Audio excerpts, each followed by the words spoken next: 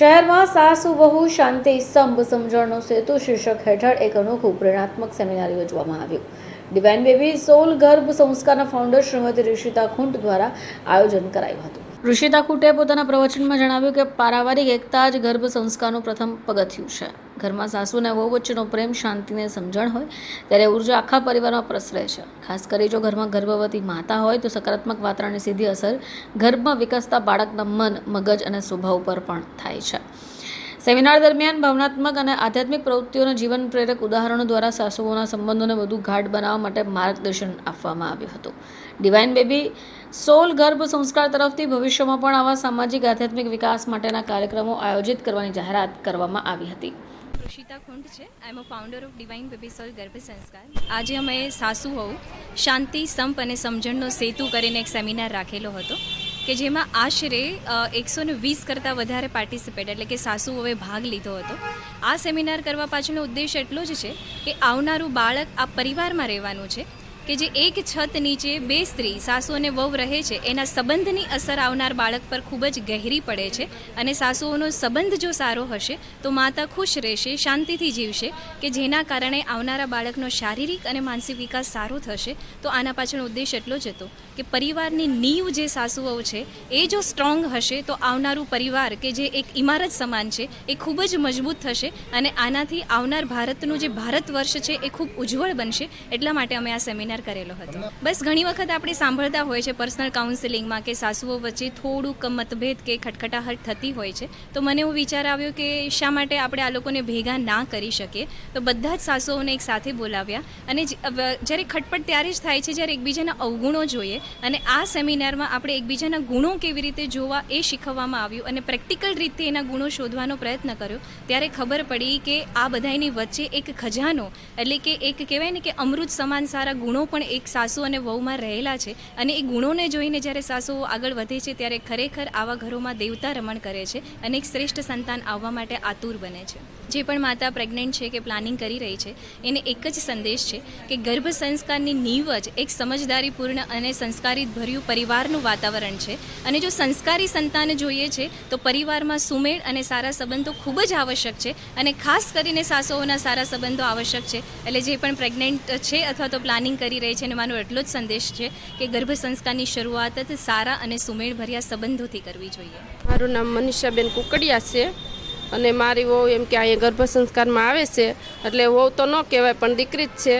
પણ એ છે ને ગર્ભ સંસ્કારમાં આવે છે ને ત્યારથી મને બહુ જ ગમે છે. અને હું પણ એવું જ વિચારું છું કે મારે એવું સંતાન આવે કે મારું ધ્યેય છે ને એ આગળ લઈ જાય. અને કેમ કે મારું કામ અધૂરું, કેમ કે મમ્મી પપ્પાનું કામ હોય ને અધૂરું, એ દીકરા જ પૂરું કરે. અને એવું મારું ધ્યેય છે કે જય યોગેશ્વર મારા દીકરાઓ એવો સંતાન, મારા દીકરાને ઘરે એવું સંતાન આવે કે એ મારું કામ અધૂરું પૂરું કરે. મને એમ થાય છે કે હું નથી કરી શકી, હું નથી ભણી એટલે મને મારે જેટલું કરવું છે ને એટલું મારથી નથી થતું, પણ એ પૂરું કરશે મને એવું લાગે છે. અને એની મમ્મી તો કરે જ છે અને હજી કરશે વધારે. ઇન્સ્ટાગ્રામ ઉપર રીલનું સબ્જેક્ટ હતું સાસુ વહુ સેમિનાર, પણ અહીંયા આવીને એવું લાગ્યું કે આ સાસુ વહુ સ્નેહ મિલન છે. આપણે સોશિયલ મીડિયા ઉપર અલગ અલગ સબ્જેક્ટ વિશે જોતા હોઈએ છીએ, પણ આ સબ્જેક્ટ કંઈક નવીન હતું. તો હું શિક્ષક છું અને મારી સ્કૂલમાંથી હાફ લીવ લઈને આવી છું. મારા સાસુમા સાથે મારે કોઈ ડિસ્પ્યુટ નથી અને નથી હું પ્રેગ્નન્ટ મધર કે નથી હું પ્લાનિંગ મધર, પણ આ સબ્જેક્ટની નવીનતા હતી એટલા માટે હું અહીંયા આવી. તો અહીંયા આવીને બહુ સારું લાગ્યું. ઋષિતા મેમને પહેલાંથી ઓળખું છું, એ ડિવાઇન બેબી સોલના ફાઉન્ડર છે. તો હું એક એજ્યુકેશન વીએસ સ્કિલ ઉપર કામ કરું છું. તો મને એમ હતું કે ચાલો એ બાને એમને મળી પણ લેવાશે. તો અહીંયા કોઈ સાસુમાં રડી પડ્યા, કોઈ વહુ રડી પડ્યા અને જે ફિલિંગ્સ એ લોકો ઘરમાં એકબીજા સાથે એક્સપ્રેસ નથી કરી શકતા એ ફિલિંગ્સ અહીંયા સ્ટેજ ઉપર એક્સપ્રેસ કરી. અને કેટલાક લોકો તો ક્યારે માઇક પકડ્યું જ નથી, બોલ્યા જ નથી. એ લોકોને આમ કંઈક નવીન અનુભૂતિ થઈ.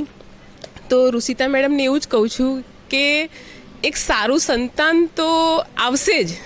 સાસુના અને વહુના સંબંધ સારા હશે તો સારું સંતાન તો આવશે જ.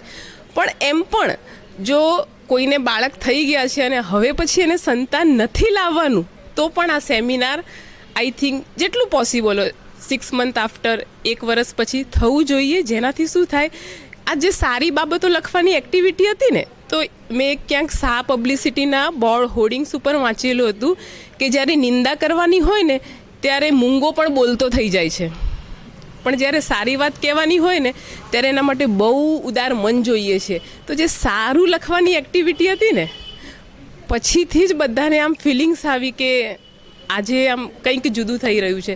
તો મેમનું ખૂબ આભાર, અને દર વર્ષે આ રીતે યોજાવું જોઈએ જેનાથી ખરેખર રિલેશન હેલ્ધી થાય.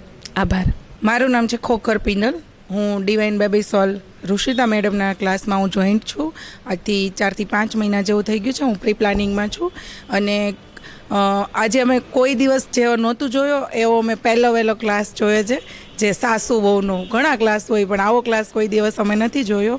આજે બહુ બધા જે લોકો આપણે સાસુની સામે વહુ ન બોલી શકતા, વહુની સામે સાસુ વખાણ ન કરી શકતા, આમ તો બોલી શકતા હોય પણ વખાણ ન કરી શકતા હોય, એવા આજે છે ને અમારા મેમે એકબીજાને આમ જોઈન્ટ કર્યા, એકબીજાના દિલની લાગણીઓ બધી આમ વ્યક્ત કરી અને એકબીજાને હળવા કરી દીધા. તમે પણ જો આવી રીતે પ્રી પ્લાનિંગમાં અથવા તો તમે તમારા સંતાનને સારું કરવા માટે તમે ઈચ્છતા હોય તો જરૂરથી તમે આ ગર્ભ સંસ્કારનો ક્લાસ અટેચ કરજો. કેમ કે આપણને આવડતું જ હોય પણ બધું જ ન આવડતું હોય. તો આપણે એવા મહાપુરુષ, એવા સંતાનને આપણે પ્રાપ્ત કરવા ઈચ્છતા હોય તો ડિવાઇન બેબી સોલનું બહુ સારું એવું કામ છે, અને બહુ સારા સંસ્કાર અને સારા વિચારોથી આપણને પોઝિટિવિટી બનાવે છે. Thank you ma'am. દયાબેન, ખરેખર એમ કે આ જ્યારે સેમિનાર જોયો ને ત્યારે અમને ખૂબ જ લાગણી થઈ અંદરથી, એમ કે સાસુઓનો ખરેખર આવી રીતના જો સેમિનાર થતો ને તો ઘણી વહુમાં અને સાસુમાં સુધારો આવી જાય. હે ને અત્યારે જોઈએ તો સાસુઓના પ્રેમમાં ઓલી તિરાડ કેવી રીતના પડે છે તે કે એકબીજાના અવગુણ જોતા હોય એમ. અને ખરેખર ઋષિતાબેને જ્યાં ક્લાસ કર્યો, સાસુઓનું મિલન કર્યું, સ્નેહ મિલન, એ બહુ સરસ અમને સારું લાગ્યું. અને એ આવનાર જે બાળક છે, એ પેઢી છે, એ ખરેખર એમ કે સારું એમ કે અનુભવ લેશે. ગોપાલ, મને આ ઋષિતાબેને જે આ પ્રોગ્રામ કર્યો મને બહુ જ ગમ્યો. આ તો 12 મહિને થવું જ જોઈએ, બહુ જ ગમ્યું મને.